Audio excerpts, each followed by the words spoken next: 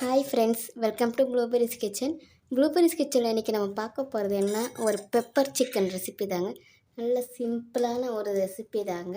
அதிக பொருள் ஒன்றுமே தேவையில்லைங்க. இப்போ வாங்க நம்ம வீடியோக்குள்ளே போகலாம். வீடியோக்குள்ளே போகிறதுக்கு முன்னாடி இப்போ தான் நீங்கள் ப்ளூபெரிஸ் கிச்சனை முதல் முறையாக பார்க்குறீங்கன்னா மறக்காமல் கொஞ்சம் சப்ஸ்கிரைப் பண்ணிக்கோங்க. பக்கத்தில் இருக்கிற வெள்ளை ஐக்கானையும் ப்ரெஸ் பண்ணிக்கோங்க. அப்போனா தான் நான் புதுசாக வீடியோ போட்டால் நீங்கள் என்னுடைய வீடியோவை பார்க்கலாம். இப்போ வாங்க நம்ம ரெசிபிக்குள்ளே போகலாம். இப்போ 2 டேபிள் ஸ்பூன் அளவுக்கு எண்ணெய் ஊற்றிக்கலாங்க. இப்போ நமக்கு எண்ணெய் சூடாகிடுச்சுங்க. இப்போ நம்ம இந்த எண்ணெயில் அரை டீஸ்பூன் அளவுக்கு கடுகும் அரை டீஸ்பூன் அளவுக்கு சோம்பும் சேர்த்துக்கலாம்.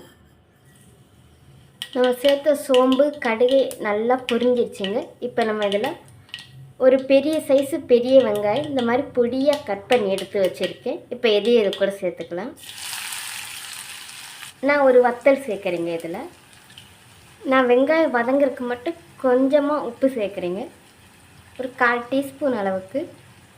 இப்போ நம்ம இந்த வெங்காயத்தை நல்லா வதக்கி எடுத்துக்கலாம். நம்ம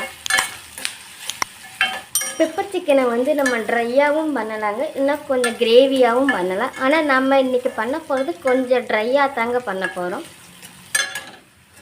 பாருங்கள் ஃப்ரெண்ட்ஸ், நான் சொன்ன மாதிரி வெங்காயத்தை நல்லா வதக்கி எடுத்துருக்கேன். வெங்காயத்தோட கலரில் நல்லா சேஞ்ச் ஆகி வந்திருக்கு, ஒரு கோல்டன் கலருக்கு வந்திருக்கு.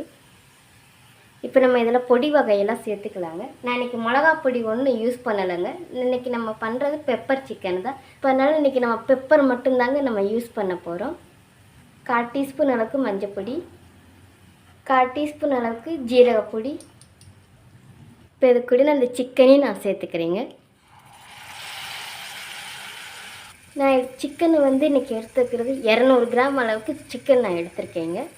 200 கிராம் சிக்கனுக்கு நான் 1/2 டீஸ்பூன் அளவுக்கு ஜிஞ்சர் கார்லிக் பேஸ்ட்டு சேர்க்குறேன். இப்போ இந்த சிக்கன் குக் ஆகிறதுக்கு தேவையான அளவு உப்பும் சேர்த்துக்கலாங்க. நான் ஏற்கனவே வெங்காயம் வதங்கும்போது கொஞ்சம் உப்பு சேர்த்துருந்தேன். இப்போ இந்த சிக்கன் சேர்த்துருக்கனால சிக்கனுக்கு நம்ம உப்பு சேர்த்து வதக்கி எடுத்துக்கலாங்க. இப்போ நம்ம இதை நல்லா மிக்ஸ் பண்ணி எடுத்துக்கலாம். இப்போ நான் சிக்கனை நல்லா மிக்ஸ் பண்ணி எடுத்துட்டேங்க. நமக்கு சிக்கன் கொஞ்சம் மடங்கி வந்திருக்கு பாருங்களா, அது தண்ணி விட தொடங்குதுங்க. சிக்கன்லேயே ஏற்கனவே கொஞ்சம் ஈரப்பதம் இருக்குங்க. அதனால தான் நமக்கு அந்த ஈரப்பதத்திலே ஒரு 5 நிமிஷம் மூடி போட்டு நம்ம குக் பண்ணி எடுத்துக்கலாம். இப்போ 5 நிமிஷம் ஆயிடுச்சுங்க. இப்போ நம்ம ஓப்பன் பண்ணிக்கலாம். இப்போ நம்ம நல்லா கலந்து கொடுத்துக்கலாங்க. பாருங்கள், நம்ம மூடி போட்டு குக் பண்ணுவேன். இந்த சிக்கனில் இருக்கிற தண்ணியெல்லாம் வற்றி கொஞ்சம் குக்காகி வந்திருக்குங்க. இப்போ நான் இதில் 1/4 கிளாஸ் அளவுக்கு தண்ணி சேர்த்து மூடி போட்டு மறுபடியும் 7 நிமிஷம் நல்லா குக் பண்ணி எடுத்துக்கலாங்க. இப்போ 5 நிமிஷம் ஆயிடுச்சுங்க. இப்போ நம்ம ஓப்பன் பண்ணிக்கலாம். பாருங்களேன், நம்ம சேர்த்து தண்ணியெல்லாம் நல்லா வற்றி சிக்கன் நல்லா வெந்து வந்திருக்குங்க.